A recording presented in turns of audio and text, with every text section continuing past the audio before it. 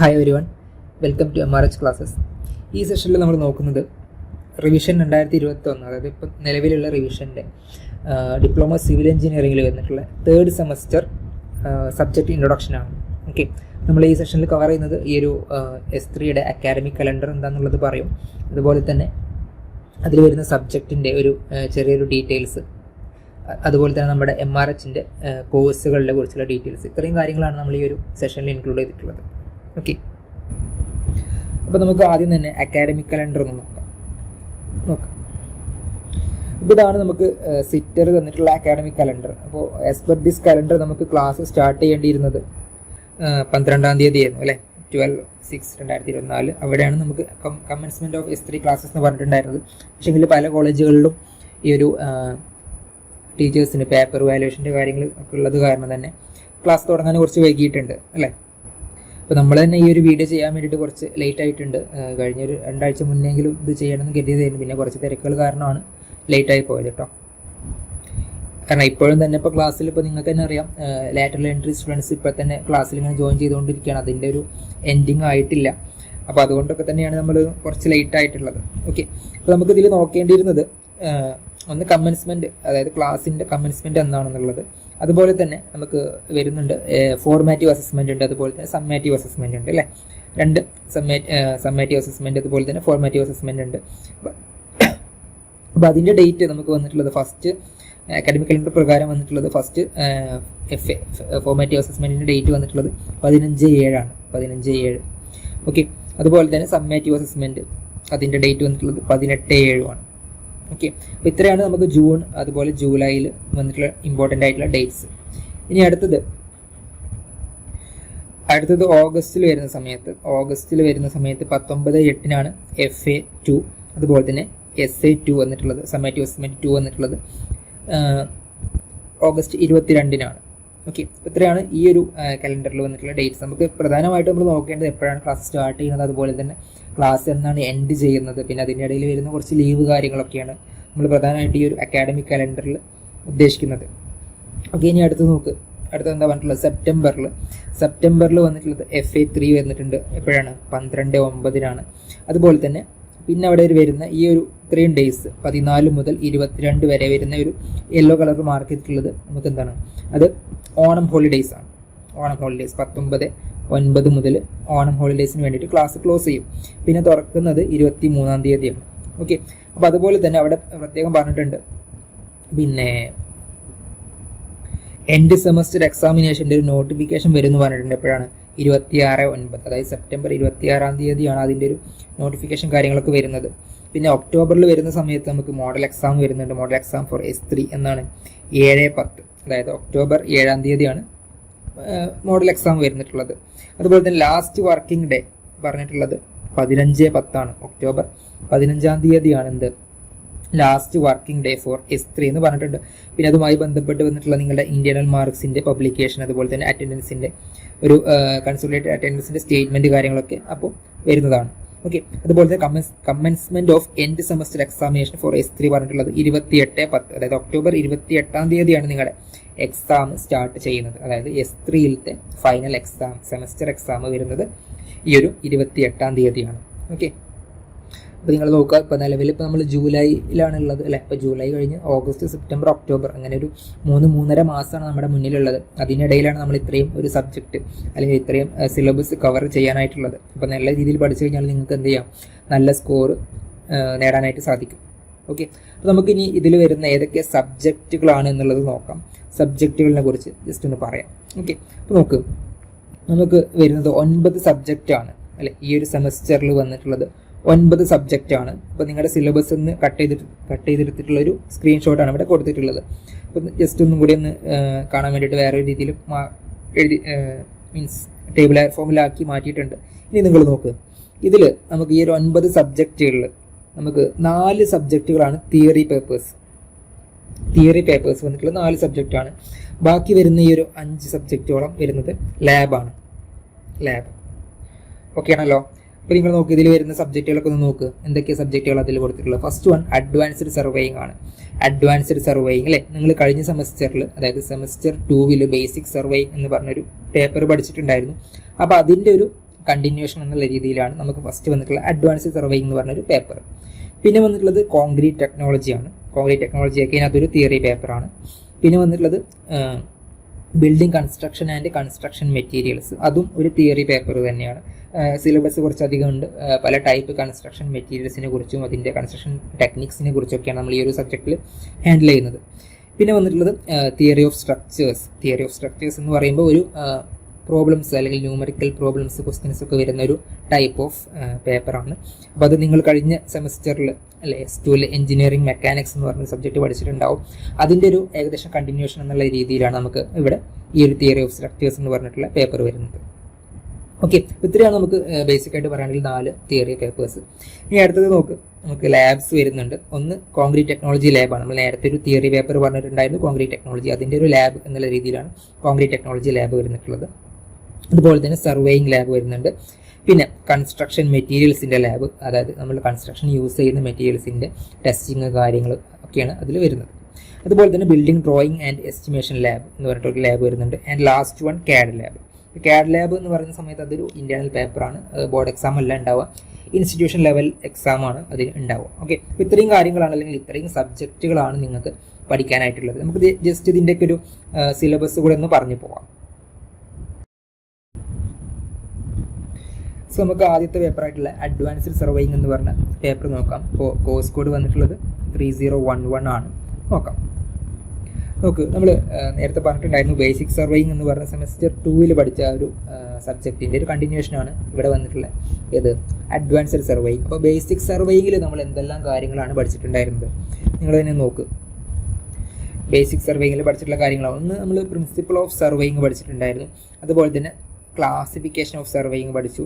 പിന്നെ വന്നിട്ടുള്ള types of surveying അല്ലേ, ചെയിൻ സർവേയിങ് പഠിച്ചു, പ്ലെയിൻ ടേബിൾ സർവേയിങ് പഠിച്ചു, അതുപോലെ തന്നെ കോമ്പസ് സർവേയിങ് പഠിച്ചു, അതുപോലെ തന്നെ ലെവലിംഗ്. ഇത്രയും കാര്യങ്ങളാണ് നമ്മൾ കഴിഞ്ഞ സെമസ്റ്ററിൽ ബേസിക് സർവേയിങ്ങിൽ പഠിച്ചിട്ടുണ്ടായിരുന്നത് അല്ലേ. ഇനി നമ്മൾ നോക്കുന്നത് ഈ സെമസ്റ്ററിൽ നമുക്ക് എന്തെല്ലാം കാര്യങ്ങളാണ് ഈ ഒരു പേപ്പറിൽ വന്നിട്ടുള്ളത് എന്നുള്ളതാണ്. ഓക്കെ, അപ്പോൾ ഇത് ജസ്റ്റ് നിങ്ങളുടെ സിലബസിൽ നിന്ന് എടുത്തിട്ടുള്ളൊരു കട്ടൗട്ടാണ് അല്ലേ. എന്തൊക്കെയാണ് പറഞ്ഞിട്ടുള്ളത് ഇതിൽ നോക്ക്. അഡ്വാൻസ്ഡ് സർവേയിങ് കോഴ്സ് ടൈറ്റിൽ കൊടുത്തിട്ടുണ്ട്. അതുപോലെ തന്നെ ഇതിൻ്റെ ഒരു ക്രെഡിറ്റ് വന്നിട്ടുള്ളത് 3 പിന്നെ വന്നിട്ടുള്ളത് എന്താണ് പീരിയഡ്സ് പെർ സെമസ്റ്റർ. ഒരു സെമസ്റ്ററിൽ 60 ക്ലാസ്സുകളാണ് നമുക്ക് ഉണ്ടാവുക. ഓക്കെ, അടുത്ത നോക്ക്. നമുക്ക് ഓരോ മൊഡ്യൂളിലും പഠിക്കേണ്ടുന്ന ഇമ്പോർട്ടൻ്റ് ആയിട്ടുള്ള കാര്യങ്ങൾ എന്തൊക്കെയാണ് വരുന്നത് എന്നുള്ളത് നോക്കാം. ഓക്കെ, ഇപ്പോൾ ഫസ്റ്റ് എന്താണ്, ഒന്ന് കോണ്ടൂറിങ് ആണ് അല്ലേ. കോണ്ടൂറിങ് ബേസിക് കാര്യങ്ങൾ നിങ്ങൾക്ക് കഴിഞ്ഞ സെമസ്റ്ററിൽ പറഞ്ഞു തന്നിട്ടുണ്ടാവും. അതുപോലെ തന്നെ കോണ്ടൂറിങ്ങിനെ കുറിച്ച് കൂടുതലായിട്ടുള്ള ഡീറ്റെയിൽസ് ഈ ഒരു സെമസ്റ്ററിൽ ആവശ്യമായിട്ട് വരുന്നുണ്ട്. നോക്ക്, ഒന്നാമത്തെ മൊഡ്യൂളിൽ പ്രധാനമായിട്ട് കോണ്ടൂറിങ് എന്ന് പറഞ്ഞൊരു ടോപ്പിക് വരുന്നുണ്ട്. അതുപോലെ തന്നെ തിയോഡലൈറ്റ് എന്ന് പറഞ്ഞ ഇൻസ്ട്രുമെൻറ്റിൻ്റെ ബേസിക് കാര്യങ്ങൾ നിങ്ങൾ മുന്നേ പഠിച്ചിട്ടുണ്ടാവും. അപ്പോൾ അതുമായി ബന്ധപ്പെട്ട് വരുന്ന ടൈപ്സ് ഓഫ് തിയോഡലൈറ്റ് പഠിക്കേണ്ടതുണ്ട്. പിന്നെ അതിൻ്റെ ട്രാൻസിറ്റിങ്, നോൺ ട്രാൻസിറ്റിങ്, പിന്നെ അതിൻ്റെ പാർട്സുകൾ അല്ലേ, അതിൻ്റെ വരുന്ന അഡ്ജസ്റ്റ്മെൻറ്റുകൾ കാര്യങ്ങളൊക്കെയാണ് അതിൽ വരുന്നത്. അതുപോലെ തന്നെ അതിൻ്റെ മെത്തേഡ്സ്, ഏതൊക്കെ മെത്തേഡ്സുകളിൽ നമുക്ക് ഈ ഒരു തിയോഡലൈറ്റ് വെച്ചിട്ട് മെഷർമെൻറ്റ്, അതായത് തിയോഡലൈറ്റ് നമ്മൾ പ്രധാനമായിട്ട് യൂസ് ചെയ്യുന്നത് ഹൊറിസോണ്ടൽ ആംഗിൾസും അതുപോലെ തന്നെ വെർട്ടിക്കൽ ആംഗിൾസും കാണാൻ വേണ്ടിയിട്ടാണ്. ഓക്കെ, അപ്പോൾ അത് തന്നെയാണ് നമുക്ക് ഈ ഒരു മൊഡ്യൂൾ 1 മൊഡ്യൂൾ 2 പ്രധാനമായിട്ട് വരുന്നിട്ടുള്ളത്. ഇനി നിങ്ങൾ നോക്ക്, മൊഡ്യൂൾ 2 നോക്ക്. മൊഡ്യൂൾ 2 വരുന്ന സമയത്ത് എഗെയിൻ തിയോഡലൈറ്റിൻ്റെ ട്രാവേഴ്സിങ്ങും കാര്യങ്ങളൊക്കെ തന്നെയാണ് പറഞ്ഞിട്ടുള്ളത്. അതിൻ്റെ കമ്പ്യൂട്ടേഷൻസ് കാര്യങ്ങളൊക്കെയാണ്. ഡീറ്റെയിൽ ആയിട്ട് ഈ ഒരു സെഷനിൽ ഡിസ്കസ് ചെയ്യുന്നില്ല, കാരണം നമുക്ക് 9 സബ്ജക്റ്റോളം ഡിസ്കസ് ചെയ്യേണ്ടതുണ്ട്. അപ്പോൾ അത് എല്ലാതും കൂടി ഡിസ്കസ് ചെയ്ത് കഴിഞ്ഞിട്ടുണ്ടെങ്കിൽ നമുക്ക് ലെങ്ത് അധികം കൂടും. അപ്പോൾ അതുകൊണ്ട് തന്നെ നമ്മൾ ജസ്റ്റ് പറഞ്ഞു പോവാണ്. ഓക്കെ, അപ്പോൾ മൊഡ്യൂൾ 1 മൊഡ്യൂൾ 2 നമുക്ക് പ്രധാനമായിട്ട് നോക്കാനുള്ളത് തിയോഡലൈറ്റ് എന്ന് പറഞ്ഞൊരു ഇൻസ്ട്രുമെൻറ്റും അതുമായി ബന്ധപ്പെട്ടുള്ള കാര്യങ്ങളാണ്. ഓക്കെ ആണല്ലോ. ഇനി അടുത്തത് മൊഡ്യൂൾ 3 വന്നിട്ടുള്ള സമയത്ത് മൊഡ്യൂൾ 3 ഇലക്ട്രോണിക് തിയോഡലൈറ്റ് ആണ്. അപ്പോൾ ഈ ഇലക്ട്രോണിക് തിയോഡലൈറ്റും അതുപോലെ തന്നെ വന്നിട്ടുള്ള മറ്റൊരു കാര്യമാണ് എന്താണ്, അത് ടോട്ടൽ സ്റ്റേഷനും അതുപോലെ തന്നെ ഇലക്ട്രോണിക് തിയോഡലൈറ്റ്, അതിൻ്റെ പാർട്സുകൾ, അതിൻ്റെ അഡ്ജസ്റ്റ്മെൻറ്റ്സ് കാര്യങ്ങളൊക്കെയാണ് നമുക്കതിൽ പഠിക്കാനുള്ളത്. അപ്പോൾ അതും തിയറി പരമായിട്ടുള്ളൊരു കാര്യമാണ്. അതിൽ ഈ ഒരു മൊഡ്യൂളിൽ നിന്ന് നിങ്ങൾക്ക് തിയറി ക്വസ്റ്റ്യൻസ് ആണ് എക്സ്പെക്ട് ചെയ്യാനായിട്ട് പറ്റും. ഓക്കെ അല്ലേ.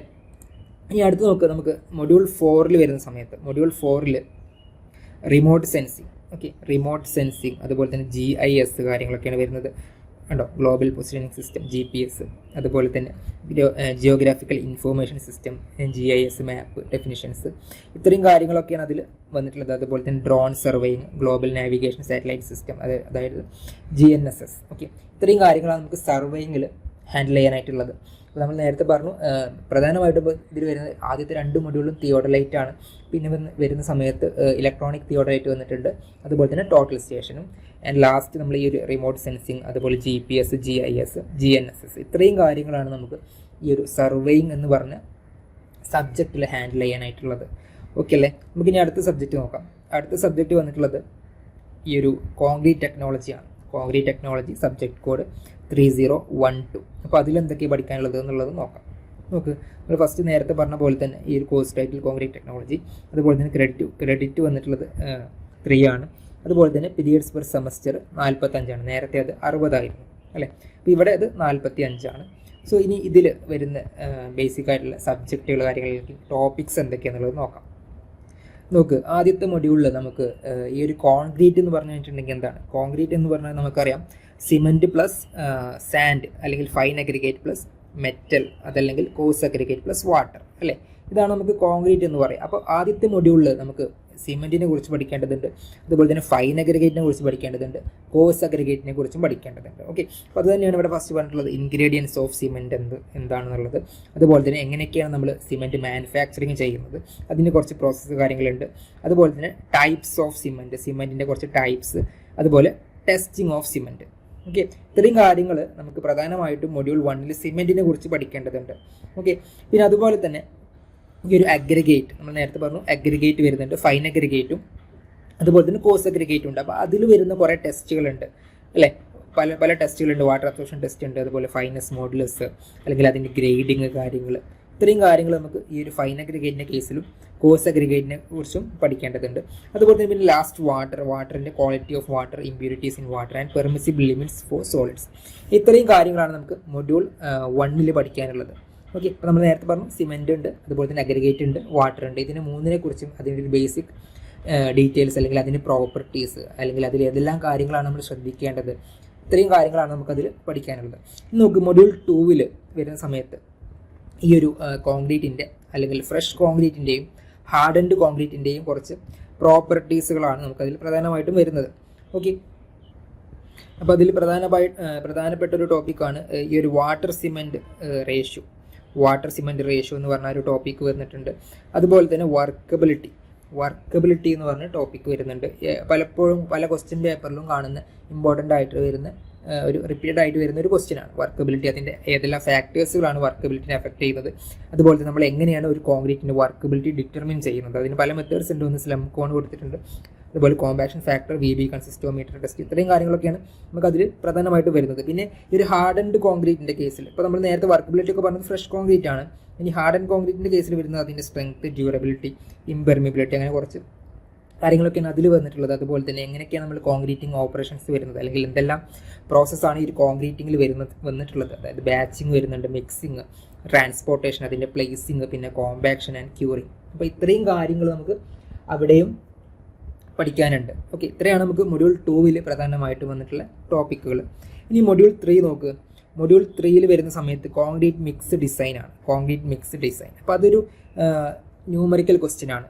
അപ്പോൾ നമുക്ക് കുറച്ച് കാര്യങ്ങളൊക്കെ തരുന്നിട്ട് നമ്മളോട് മിക്സ് ഡിസൈൻ ചെയ്യാനായിട്ട് പറയും. അപ്പോൾ അതിന് നമുക്ക് IS കോഡ് കാര്യങ്ങളൊക്കെ ഉണ്ട്. അതാണ് ഇവിടെ പ്രത്യേകം പറഞ്ഞിട്ടുള്ളത്, ആസ് പെർ IS 10262.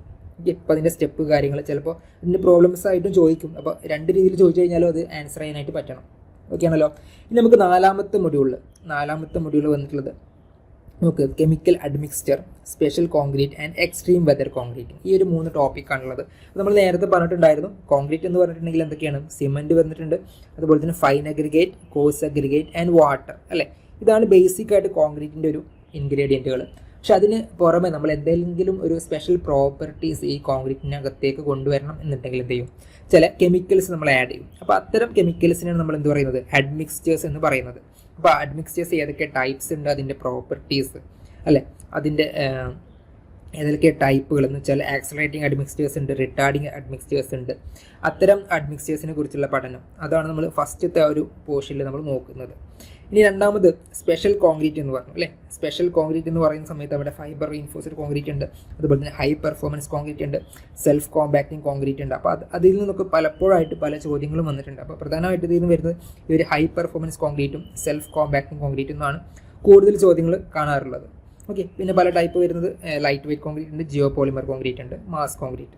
ഓക്കെ, ഇത്രയും കാര്യങ്ങൾ നമുക്ക് ആ ഒരു സ്പെഷ്യൽ ടൈപ്പ് ഓഫ് കോൺക്രീറ്റിൽ വരുന്നുണ്ട്. പിന്നെ എക്സ്ട്രീം വെതർ കോൺക്രീറ്റിംഗ് പലപ്പോഴും പല ചോദ്യങ്ങളും ഇതിൽ നിന്നും വരാറുണ്ട്.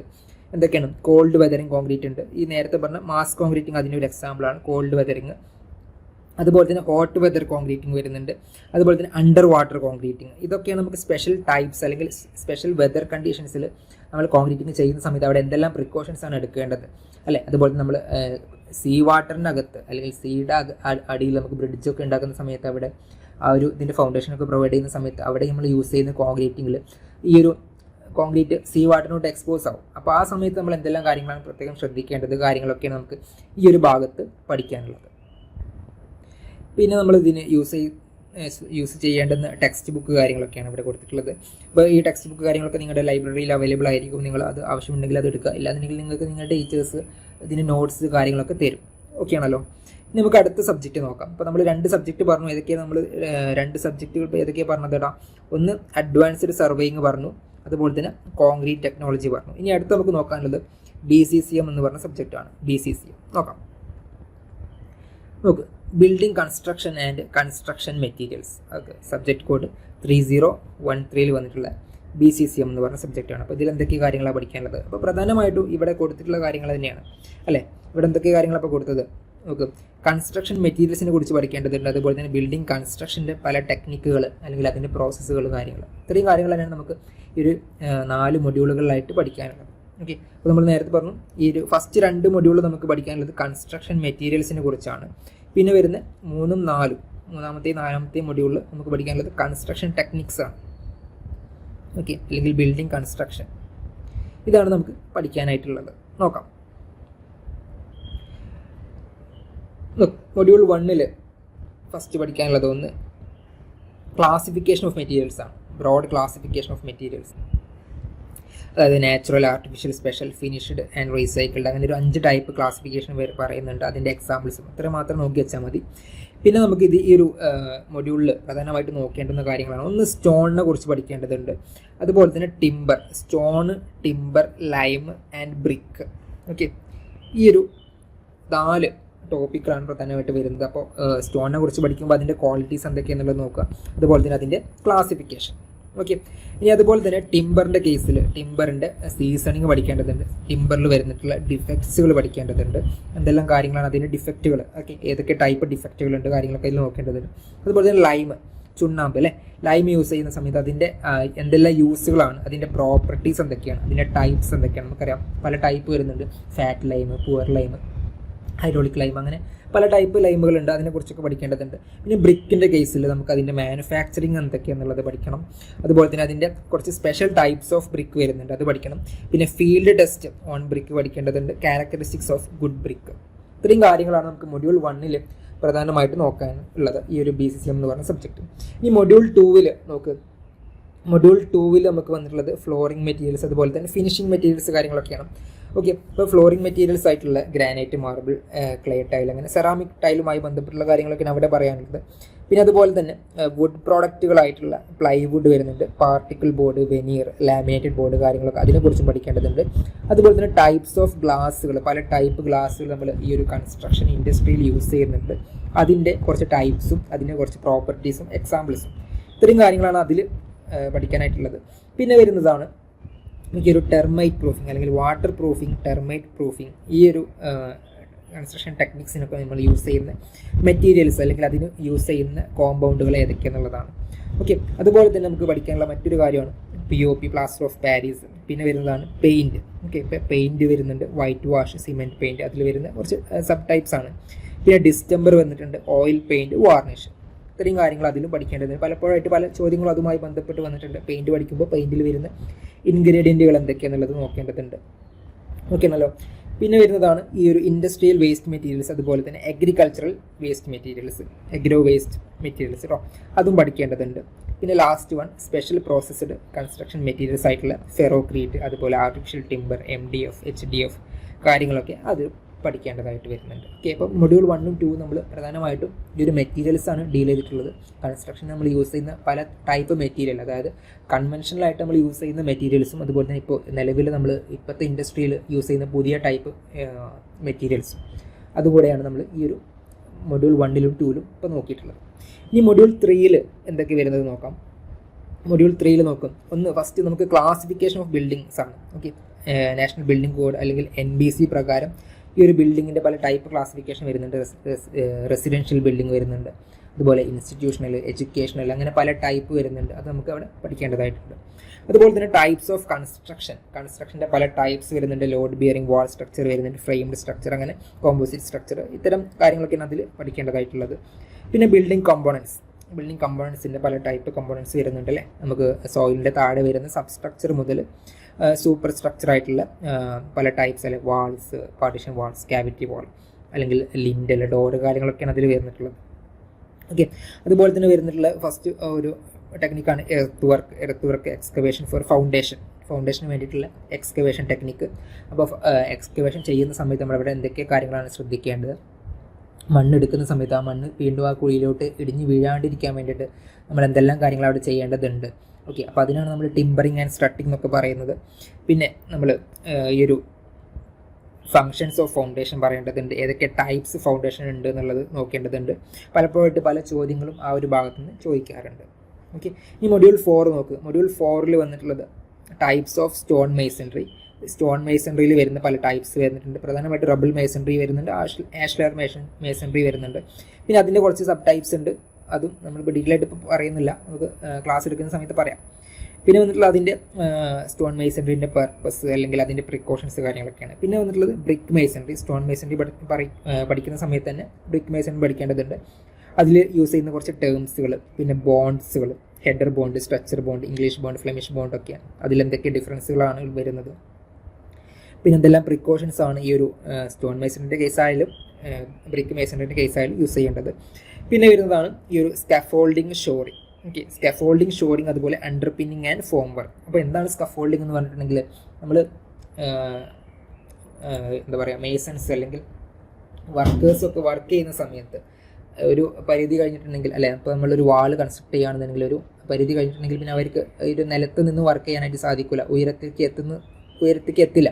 അപ്പോൾ ആ സമയത്ത് ഒരു പ്ലാറ്റ്ഫോം നിർമ്മിക്കും അല്ലെ, ഒരു ഉയരത്തിലേക്ക് എത്താൻ വേണ്ടിയിട്ട് താഴ്ന്നൊരു ഒരു പലകൊക്കെ വെച്ചിട്ട് കെട്ടിക്കൂട്ടുന്ന ആ ഒരു പ്ലാറ്റ്ഫോമിനാണ് നമ്മൾ സ്കാഫോൾഡിങ് എന്ന് പറയുക. വർക്കേഴ്സിന് വർക്ക് ചെയ്യാൻ വേണ്ടിയിട്ട്, അതിൻ്റെ മുകളിൽ കയറി വർക്ക് ചെയ്യാൻ വേണ്ടിയിട്ടും അതുപോലെ തന്നെ മെറ്റീരിയൽസ് അതിൻ്റെ മുകളിൽ വെക്കാൻ വേണ്ടിയിട്ടും നമ്മൾ യൂസ് ചെയ്യുന്ന ആ ഒരു പ്ലാറ്റ്ഫോമിനാണ് നമ്മൾ സ്കാഫോൾഡിങ് എന്ന് പറയാം. അതുപോലെ തന്നെ ഷോറിങ് എന്ന് പറഞ്ഞിട്ടുണ്ടെങ്കിൽ എന്താണ്, ഒരു ബിൽഡിങ് എന്തെങ്കിലും കാരണങ്ങൾ കൊണ്ട് ഇതിൽ നിന്ന് കേടുപാട് വന്നിട്ടുണ്ടെങ്കിൽ അതിനെ താൽക്കാലികമായിട്ട് പിടിച്ചു നിർത്താൻ വേണ്ടിയിട്ട് നമ്മൾ കൊടുക്കുന്ന സ്ട്രക്ചറിനാണ് ഷോറിങ് എന്ന് പറയാം.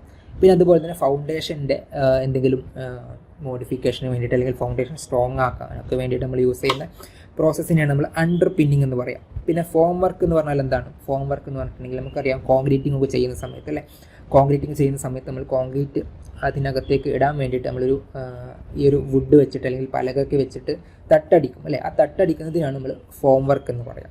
ഓക്കെ, പിന്നെ ഇനി വരുന്നതാണ് ഈ ഒരു ഡോർസ്, അതുപോലെ തന്നെ വിൻഡോസ്, അതിൻ്റെ പല ടൈപ്സ്, ഏതൊക്കെ ടൈപ്പ് ഡോർസ് ആണ് വന്നിട്ടുള്ളത്, ഏതൊക്കെ ടൈപ്പ് വിൻഡോസ് ആണ് വന്നിട്ടുള്ളത്, കാര്യങ്ങളൊക്കെ നമുക്കതിൽ പഠിക്കാനായിട്ട് വരുന്നത്. ഓക്കെ, ഡോർസ് ആൻഡ് വിൻഡോസ്, പിന്നെ വെന്റിലേറ്റേഴ്സ്, അതുപോലെ തന്നെ വെർട്ടിക്കൽ കമ്മ്യൂണിക്കേഷൻ മെത്തേഡ്സ് ആയിട്ടുള്ള സ്റ്റെയർ, ലിഫ്റ്റ്, എക്സ്കലേറ്റേഴ്സ്. അപ്പോൾ പലപ്പോഴായിട്ട് സ്റ്റെയറിനെ കുറിച്ച് ചോദിക്കാറുണ്ട്, ടൈപ്സ് ഓഫ് സ്റ്റെയർ, ഇത് ഇമ്പോർട്ടൻ്റ് ആണ്, ടൈപ്സ് ഓഫ് സ്റ്റെയർ കാര്യങ്ങളൊക്കെ ചോദിക്കും.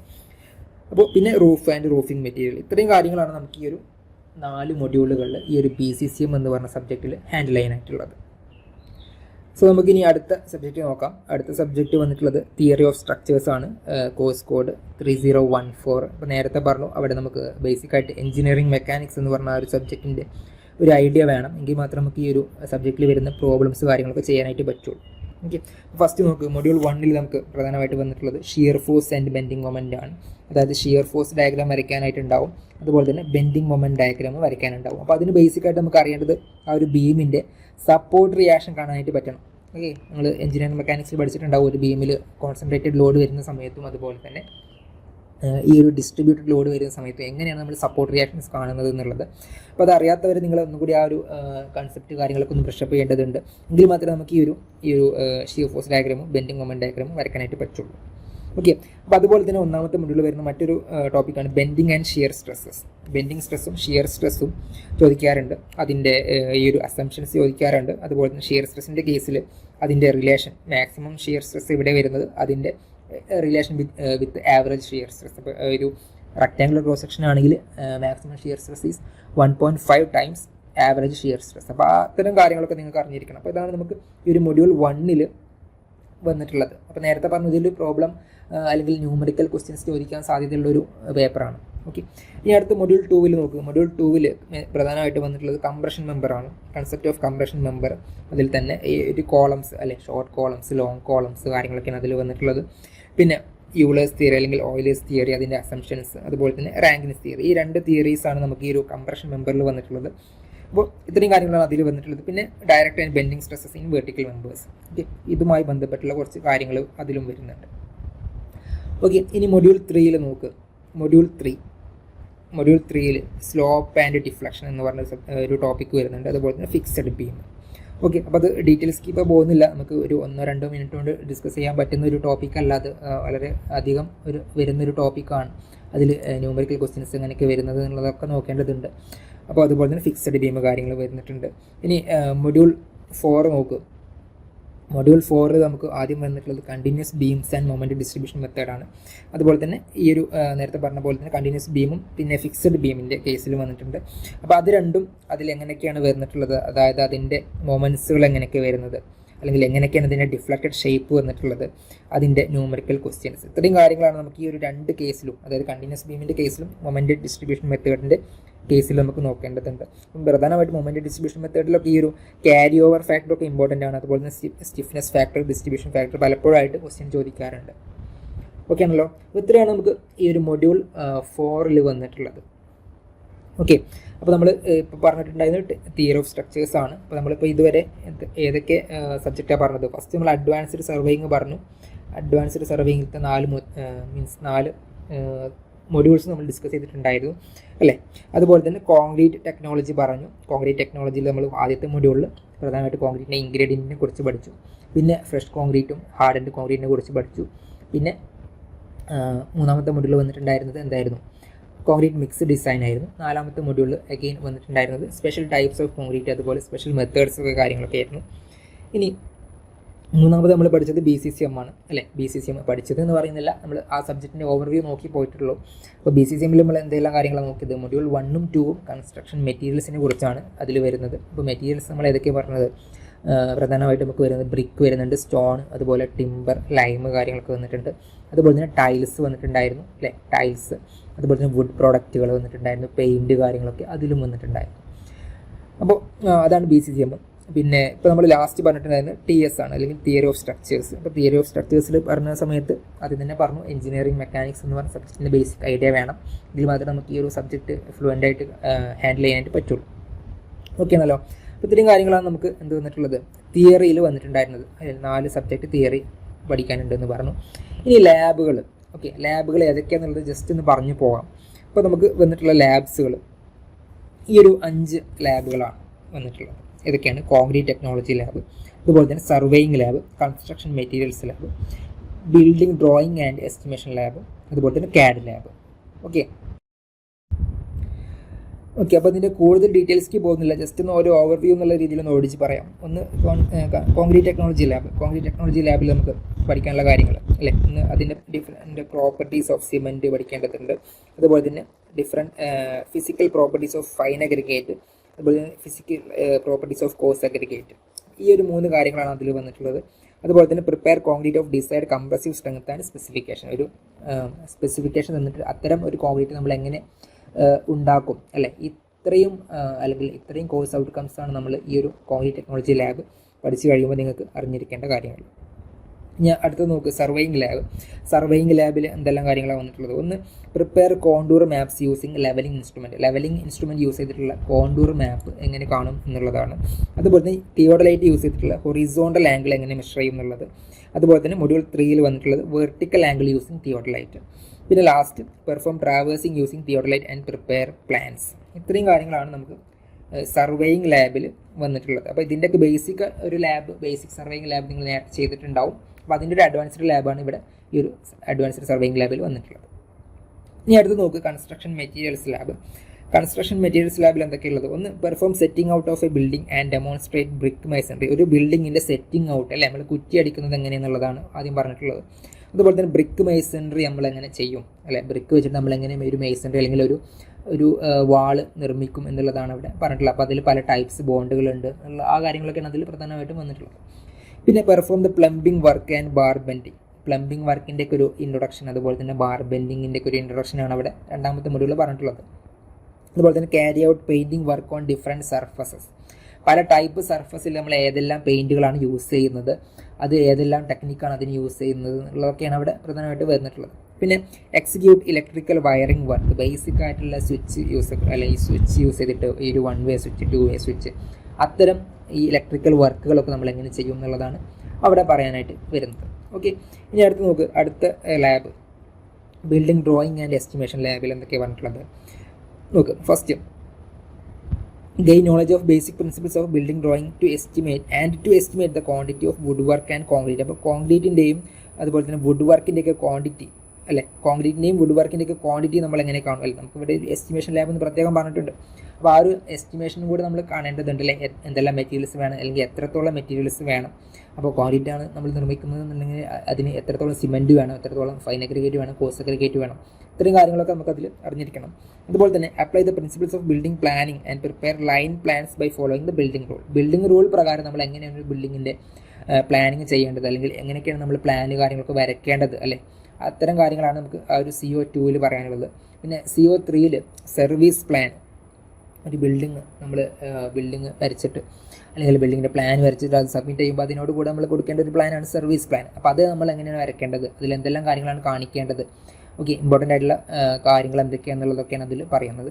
പിന്നെ പ്രിപ്പയർ സബ്മിഷൻ ഡ്രോയിങ്സ് എന്നാണ് ലാസ്റ്റ് പറഞ്ഞിട്ടുള്ളത്. ഒരു പഞ്ചായത്തിലോ അല്ലെങ്കിൽ മുനിസിപ്പാലിറ്റിയിലോ നമ്മൾ ഒരു പ്ലാൻ സബ്മിറ്റ് ചെയ്യുമ്പോൾ സമയത്ത് അതിലെന്തെല്ലാം ഡ്രോയിങ്സ് ഇൻക്ലൂഡ് ചെയ്യണം അല്ലെങ്കിൽ എങ്ങനെയൊക്കെയാണ് അതിൻ്റെ വെക്കേണ്ടുന്ന ഓർഡേഴ്സ് കാര്യങ്ങളൊക്കെയാണ് അതിൽ പറയാനുള്ളത്.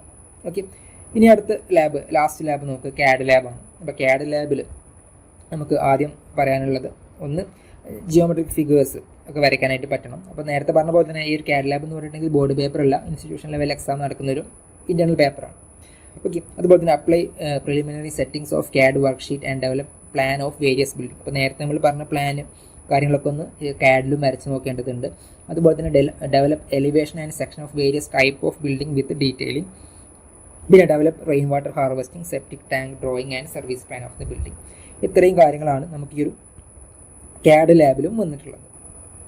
അപ്പോൾ ഇത്രയാണ് നമുക്ക് ഈ ഒരു സബ്ജക്റ്റിൽ വന്നിട്ടുള്ളത് അല്ലെങ്കിൽ ഈ ഒരു സെമസ്റ്ററിൽ പഠിക്കാനുള്ള സബ്ജക്റ്റുകൾ. അപ്പോൾ നമ്മൾ 4 തിയറി സബ്ജക്റ്റുകൾ പറഞ്ഞു അല്ലേ, 4 തിയറി സബ്ജക്റ്റ് പറഞ്ഞു, അതുപോലെ തന്നെ 5 ലാബുകളും പറഞ്ഞു. അങ്ങനെ മൊത്തം 9 സബ്ജക്റ്റാണ് നിങ്ങൾക്ക് ഈ ഒരു സെമസ്റ്ററിൽ പഠിക്കാനായിട്ട് വരുന്നത്. അതുപോലെ തന്നെ ഈ ഒരു സ്റ്റഡി പ്ലാൻ പറയുകയാണെന്നുണ്ടെങ്കിൽ നിങ്ങൾക്ക് അറിയാം, പല കോളേജുകളിലും 4 സമ്മേറ്റീവ് അസസ്മെൻറ്റ് നടക്കുന്നുണ്ടാവും അല്ലേ. ഓരോ മൊഡ്യൂൾ കഴിയുന്ന സമയത്ത് ഒരു എക്സാം നടക്കും. ചിലപ്പോൾ ചില കോളേജുകളിൽ 2 സമ്മേറ്റീവ് അസസ്മെൻറ്റ് ഉണ്ടാവുള്ളൂ, അതായത് ഒരു SA1ഉം SA2ഉം. SA1 നിങ്ങൾക്ക് ചിലപ്പോൾ 2 മൊഡ്യൂൾസ് ചോദിക്കും, അതുപോലെ തന്നെ SA2 ബാക്കി വരുന്ന 2 മൊഡ്യൂൾസ്, പിന്നെ ലാസ്റ്റ് ഒരു മോഡൽ എക്സാം. ആ ഒരു രീതിയിലായിരിക്കും പല കോളേജുകളിലും അറേഞ്ച് ചെയ്തിട്ടുണ്ടാവുക. നമ്മുടെ കേസിൽ പറയുകയാണെന്നുണ്ടെങ്കിൽ, അപ്പോൾ ഇതുമായി ബന്ധപ്പെട്ട് പറയാനുള്ളത്, നമ്മൾ എല്ലാ പ്രാവശ്യവും ഈ ഒരു എൻഡ് സെമസ്റ്റർ എക്സാമിന് മുന്നേ ആയിട്ട് ഒരു ക്രാഷ് കോഴ്സ് പ്രൊവൈഡ് ചെയ്യാറുണ്ട്. MRHൻ്റെ വെബ്സൈറ്റ് വഴി അല്ലെങ്കിൽ ആപ്പ് വഴി എന്ത് ചെയ്യാറുണ്ട്, ഒരു ക്രാഷ് കോഴ്സ് പ്രൊവൈഡ് ചെയ്യാറുണ്ട്. അപ്പോൾ നോർമലി നമ്മൾ പറയാറുള്ളത് അവരൊരു 8 ക്വസ്റ്റ്യൻ പേപ്പേഴ്സാണ് നമ്മൾ ഡിസ്കസ് ചെയ്യാറുള്ളത്. 8 ക്വസ്റ്റ്യൻ പേപ്പേഴ്സ് ഡിസ്കസ് ചെയ്യും, അതിൻ്റെ ആൻസേഴ്സും. ഓക്കെ, അപ്പോൾ നമ്മളവിടെ ഒരു ക്വസ്റ്റ്യൻ പേപ്പറിൽ 8 ക്വസ്റ്റ്യൻസാണ് ഉണ്ടാവുക. അങ്ങനെ 8 ക്വസ്റ്റ്യൻ പേപ്പർ നമ്മൾ ഡിസ്കസ് ചെയ്യുന്ന സമയത്ത് 64 ക്വസ്റ്റ്യനോടെ നമ്മൾ ഡിസ്കസ് ചെയ്യും. ഓക്കെ അല്ലേ. അപ്പോൾ അതിൽ നിന്ന് നിങ്ങൾക്കറിയാം, പാസ് മാർക്ക് എന്ന് വെച്ചിട്ടുണ്ടെങ്കിൽ ഒരു 30 മാർക്കാണ് സിമ്പിളായിട്ട് നിങ്ങൾക്കത് സ്കോർ ചെയ്യാനായിട്ട് പറ്റും. അപ്പോൾ ഇതാണ് ക്രാഷ് കോഴ്സിൻ്റെ ഒരു ബേസിക് ഔട്ട്ലൈന്. അതിന് പുറമെ നമ്മൾ ഓരോ മൊഡ്യൂൾ കഴിയുന്ന സമയത്തും അതിൽ ഇമ്പോർട്ടൻ്റ് ആയിട്ട് വന്നിട്ടുള്ള ചില ടോപ്പിക്സിനെ കുറിച്ച് ഒരു വീഡിയോസും ചെയ്യാറുണ്ട്. അപ്പോൾ അത് നിങ്ങൾക്ക് നമ്മുടെ യൂട്യൂബ് ചാനലിലും അതുപോലെ തന്നെ ഇൻസ്റ്റാഗ്രാം പേജിലൊക്കെ നോക്കിക്കഴിഞ്ഞാൽ അതും കിട്ടും. സോ നമ്മൾ 2 കോഴ്സുകളാണ് പ്രൊവൈഡ് ചെയ്യുന്നത്. ഒന്ന് MRH ക്രാഷ് കോഴ്സും അതുപോലെ തന്നെ ഫ്രീ കോഴ്സ് അതുപോലെ തന്നെ വീഡിയോസ്. ഓക്കെ, അപ്പോൾ ഫ്രീ കോഴ്സുകളും നിങ്ങൾക്ക് വെബ്സൈറ്റിൽ തന്നെയാണ് കിട്ടുക, അല്ലെങ്കിൽ ചില വീഡിയോസ് നമ്മൾ യൂട്യൂബ് ചാനലിൽ ഇടാറുണ്ട്. അപ്പോൾ യൂട്യൂബ് ചാനൽ നിങ്ങൾക്ക് നോക്കിയാൽ കിട്ടും. MRH ഓൺലൈൻ എന്നാണ് യൂട്യൂബ് ചാനലിൻ്റെ പേര്. Okay, MRH online. അപ്പോൾ അതിൽ നോക്കിക്കഴിഞ്ഞാൽ നിങ്ങൾക്ക് പല വീഡിയോസും അവൈലബിൾ ആയിരിക്കും. അപ്പോൾ ഇത്രയാണ് നമുക്ക് ഈ ഒരു സെഷനിൽ കവർ ചെയ്യാനുണ്ടായിരുന്നത്. അപ്പോൾ നമ്മൾ ബേസിക്കായിട്ട് അക്കാഡമിക് കലണ്ടർ പറഞ്ഞു. അക്കാഡമിക് കലണ്ടറിൽ ഏതൊക്കെയാണ് ഇമ്പോർട്ടൻ്റ് ആയിട്ടുള്ള ഡേറ്റ്സുകൾ നിങ്ങൾ നോക്കി വെക്കേണ്ടത് എന്നുള്ളത് കാര്യം പറഞ്ഞിട്ടുണ്ട്. അതുപോലെ തന്നെ ഈ ഒരു സബ്ജക്റ്റുകൾ 9 സബ്ജക്റ്റുകൾ ഉണ്ടെന്ന് പറഞ്ഞു. അതിൽ 4 തിയറി സബ്ജക്റ്റുകൾ നമ്മൾ ഡിസ്കസ് ചെയ്തു. അതുപോലെ തന്നെ 5 ലാബ് സബ്ജക്റ്റുകൾ നമ്മൾ ഡിസ്കസ് ചെയ്തു. അപ്പോൾ സമയപരിമിതി കാരണം നമ്മൾ എല്ലാതും പെട്ടെന്ന് ഓടിച്ചു പോയേക്കാണ്. നിങ്ങൾക്കറിയപ്പോൾ തന്നെ നമുക്കൊരു അരമണിക്കൂറിലേറെ ടൈം ആയിട്ടുണ്ട് അല്ലേ. അപ്പോൾ അതുകൊണ്ട് ആ ഒരു ടൈം കൺസ്യൂം ചെയ്യുന്നതുകൊണ്ടാണ് പെട്ടെന്ന് പറഞ്ഞു പോയിട്ടുള്ളത്. ഇനി ഇതുമായി ബന്ധപ്പെട്ട് നിങ്ങൾക്ക് എന്തെങ്കിലും ഡൗട്ടോ കാര്യങ്ങളുണ്ടെങ്കിൽ ഈ ഒരു സബ്ജക്റ്റുമായി ബന്ധപ്പെട്ട് അല്ലെങ്കിൽ ഏതെങ്കിലും സബ്ജക്റ്റിനെ കുറിച്ച് കൂടുതൽ അറിയണം എന്നുണ്ടെങ്കിൽ നിങ്ങൾ എന്ത് ചെയ്യാം, ഈ ഒരു കമൻറ്റ് ബോക്സിൽ നിങ്ങൾക്ക് ആ ഒരു കാര്യങ്ങൾ രേഖപ്പെടുത്താവുന്നതാണ്. അതിനനുസരിച്ച് നമ്മൾ റിപ്ലൈ ചെയ്യുന്നതാണ്. ഓക്കെ അല്ലേ. അപ്പോൾ ഇത്രയും കാര്യങ്ങളാണ് പറഞ്ഞത്. സബ്ജക്റ്റിനെ കുറിച്ച് പറഞ്ഞു, അക്കാഡമിക് കലണ്ടറിനെ കുറിച്ച് പറഞ്ഞു, പിന്നെ ഈ MRH പ്രൊവൈഡ് ചെയ്യുന്ന കോഴ്സുകളെ കുറിച്ചും നമ്മൾ പറഞ്ഞിട്ടുണ്ട്. ഓക്കെ, അപ്പോൾ ഈ ഒരു സെഷൻ നിങ്ങൾക്ക് ഹെൽപ്ഫുൾ ആയിരുന്നു കരുതുകയാണ്. അപ്പോൾ തുടർന്നും വരുന്ന വീഡിയോസ് കാണാൻ വേണ്ടിയിട്ട് നിങ്ങൾ എന്ത് ചെയ്യുക, ഈ ഒരു യൂട്യൂബ് ചാനൽ സബ്സ്ക്രൈബ് ചെയ്യുക. Okay, thank you.